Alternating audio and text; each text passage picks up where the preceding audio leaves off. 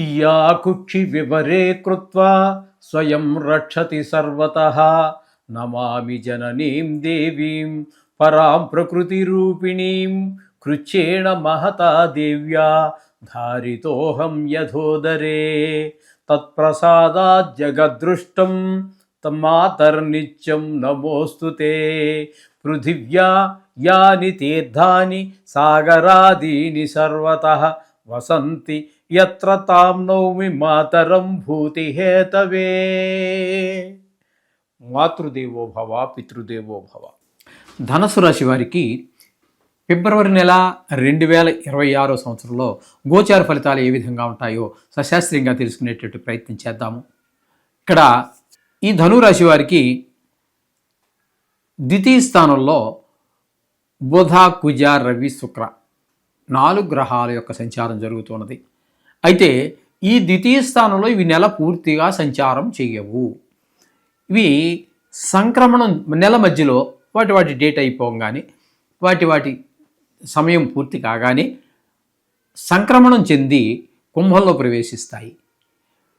అలాగే ఆ తృతీయ స్థానంలో రాహుగ్రహం మొదటి నుంచి ఉన్నది. అది సంక్రమణానికి సంబంధించి కాదు, మొదటి నుంచి ఉన్నది. కాబట్టి ఇక్కడ ద్వితీయ తృతీయ స్థానాలలో ఈ గ్రహాలు ఏ ఫలితాలు ఇస్తారు అనేటటువంటి సశాస్త్రీయంగా తెలుసుకునే ప్రయత్నం చేద్దాము. ఇక్కడ ద్వితీయ స్థానంలో బుధుడు 3 రోజులు సంచారం చేస్తున్నారు. ఆ 3 రోజులు అందరు సహాయ సహకారాలు, మన మాటకి విలువ ఇవ్వటము ఇట్లాంటివన్నీ జరుగుతూ ఉంటాయి.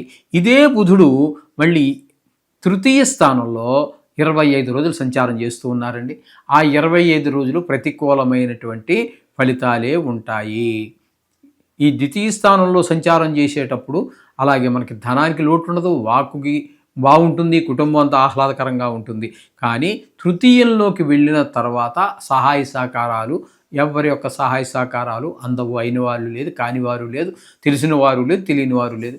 ఈ విధంగా సహాయ సహకారాలు అందడం కొంచెం కష్టం అవుతూ ఉంటుంది ఈ బుధుని యొక్క సంచారం. కుజుని యొక్క సంచారం తీసుకున్నట్టయితే 23 రోజుల పాటు ద్వితీయ స్థానంలో ఉన్నారు.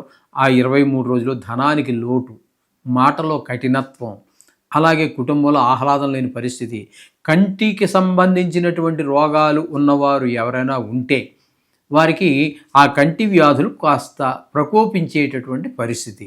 ఈ విధమైన ఫలితాలన్నీ ద్వితీయ స్థానంలో 23 రోజులు ఇస్తున్నారు. తదుపరి ఆయన కుంభంలోనికి సంక్రమణం చెంది 5 రోజుల పాటు అక్కడ ఉంటారు.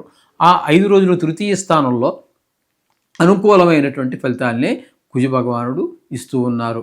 అంటే ఇంట్లో అందరూ సహకరిస్తారు, ఏ పని చేసినా కూడా తెలిసిన వారు తెలియని వారు కూడా సహకరిస్తారు. ఈ విధమైన ఫలితాలు నెల రోజుల్లో ఆయన మనకి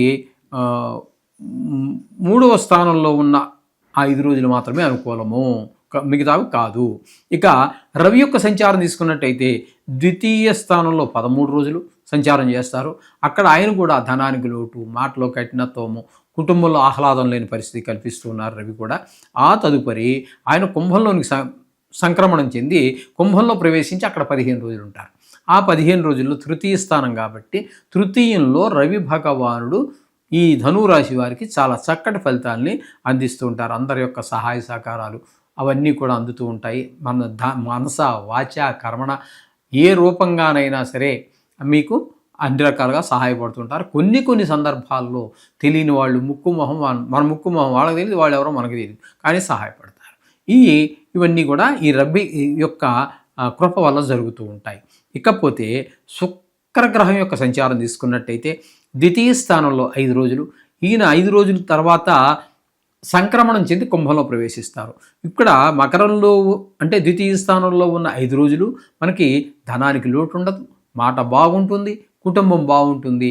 అలాగే కొంచెం కంటి జబ్బులు ఉన్న వారికి కూడా అది ఉపశాంతిని ఇస్తాయి. ఈ శుక్రుని యొక్క ద్వితీయ స్థాన సంచారం ఈ విధమైన ఫలితాలు. తదుపరి ఆయన చెప్పుకున్నాం కదండి, ఆయన కుంభంలో ప్రవేశిస్తున్నారు సంక్రమణం చేసి, అక్కడ 23 రోజులు ఉంటారు. అక్కడ కూడా మీకు 3వ స్థానంలో కూడా శుక్రుడు పూర్తి అనుకూలురే. అక్కడ అందరు సహాయ సహకారాలు అందటం ఇవన్నీ ఉంటాయి. మొత్తంగా నెల రోజులు కూడా మనకి శుభాన్ని ఇచ్చేటటువంటి ఏకైక గ్రహం ఈ 4 శుక్రగ్రహం ఒకటే, అది గమనించుకోండి. అట్లాగే ఈ 4 గ్రహాలు కాకుండా ముందుగానే మనం చెప్పుకున్నాం కదండి, రాహుగ్రహం అక్కడ మొదటి నుంచి ఉంది. సంక్రమణానికి దీనికి సంబంధం లేదు.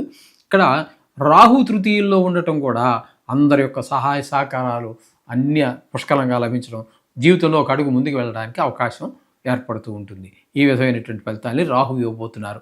ఇకపోతే చతుర్థ స్థానంలో శని భగవాన్ యొక్క సంచారం జరుగుతోంది. దీన్ని అర్ధాష్టమ శని అంటారు. 4వ స్థానం సుఖస్థానము, మాతృస్థానము, విద్యస్థానము, భూమి గృహాలు సంబంధించినటువంటి స్థానం కాబట్టి వాటి అన్నిటిలోనూ కూడా అవన్నీ కోల్పోయి కొన్ని ఇబ్బందులు ఏర్పడక తప్పదు. అర్ధాష్టమ శని అనేది సుఖాలన్నింటినీ కొంచెం దూరం అవుతూ ఉంటాయి, కష్టాలు ఎక్కువ అవుతుంటాయి, దగ్గరకు అవుతూ ఉంటాయి. ఈ విధమైన పరిస్థితి అంతా కూడా శని భగవానుడి వల్ల కలుగుతున్నది. కాకపోతే సప్తమ స్థానంలో గురు సంచారం జరుగుతోందండి. సప్తమ స్థానంలో గురు సంచారం అనేది చాలా చక్కటి ఫలితాలు ఇస్తుంది. అవివాహితులు ఎవరైనా ఉన్నట్టయితే వివాహం కోసం ప్రయత్నం చేస్తున్నారు చూడండి, వారికి వివాహం కుదరటం కానీ వివాహం అవటం కానీ జరిగేటువంటి పరిస్థితి. అంటే ప్రస్తుతం మనం నెల ఫలితాలు చెప్పుకుంటున్నాం కానీ గురువు ఇంకా చాలా కాలం అక్కడ ఉండబోతున్నారు. కాబట్టి ఈ గురువు యొక్క సంచారం సప్తమంలో మనకి మంచి ఫలితాలు, అవివాహితులు వివాహం అవ్వడానికి, నిశ్చయం అవ్వడానికి, లేదా వివాహం అయిపోయిందండి వారి మధ్యన భార్యాభర్తల మధ్యన అన్యోన్యత పెరగడానికి, అలాగే భాగస్వామ్యంలో వ్యాపారం చేసేటటువంటి వారికి ఈ గురువు చాలా అనుకూలమైనటువంటి ఫలితాలను అందజేస్తూ ఉంటారు. అట్లాగే భాగ్యస్థానంలో కేతుగ్రహ సంచారం జరుగుతోందండి. భాగ్యస్థానంలో కేతుగ్రహ సంచారం వాంఛనీయము కాదు. తండ్రి గారి ఆరోగ్య విషయంలోనూ, అలాగే గుళ్ళు గోపురాలకు వెళ్ళలేకపోవటము, అది దేవుణ్ణి ప్రార్థించుకోలేకపోవటం, దేవుణ్ణి దర్శించుకోలేకపోవటము, ఒక మంచి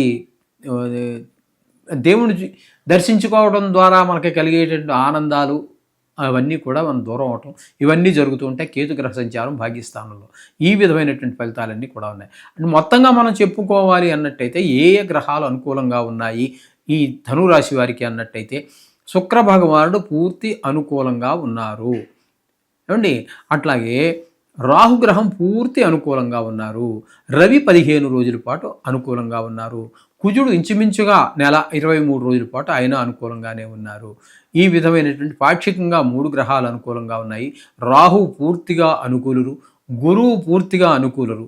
ఈ విధంగా 2 గ్రహాలు పూర్తి అనుకూలంగా ఉన్నాయి. లాంగ్ స్టాండింగ్ అంటే ఎక్కువ కాలం మనకి అనుకూలంగా ఉండే ఒకే రాశిలో సంచరించేటువంటి గ్రహాలు 2 గ్రహాలు, అలాగే శుక్రుడు 3 గ్రహాలు, అలాగే మిగతావి ఈ అంటే బుధుడు లేదనుకోండి, రవి 15 రోజులు, కుజుడు కూడా ఒక 5 రోజులు మనకి అనుకూలమైన ఫలితాలు ఇస్తూ ఉన్నారు. మొత్తం మీద ఒక రకంగా శుభాశుభ ఫలితాన్ని పొందబోతూ ఉన్నారు ఈ ధనురాశి వారు. కాబట్టి మీరు కూడా ప్రతినిత్యము నవగ్రహ జపాలు అవి చేసుకోండి. ఆ 15వ తారీఖున వచ్చే మహాశివరాత్రిని ఉపయోగించుకోండి ఈ దోష నివృత్తి కోసమే కాకుండా సకల శుభాలు పొందడానికి. అలాగే 5వ తారీఖున వచ్చేటటువంటి మకర సంక్రమణం, దాన్ని కూడా సకల కష్టాలని సంకష్ట అంటే అది కదండి, కష్టాలన్నింటినీ పోగొడుతుంది. అందుకనే దాన్ని సంకష్ట హర చతుర్థి అన్నారు, పోగొట్టేటటువంటిది. కాబట్టి ఆ రోజును కూడా ఉపయోగించుకోండి. ఈ 2 మీరు ఎన్ని కష్టాల్లో ఉన్నప్పటికీ కూడా గట్టెక్కించగలవు. కేవలం గోచారం మాత్రమే కాదండి, జాతకరీత్యా కూడా ఉన్నటువంటి గ్రహాల దోషాలు కూడా పోగొట్టుకోవచ్చు. శుభం భూయాత్.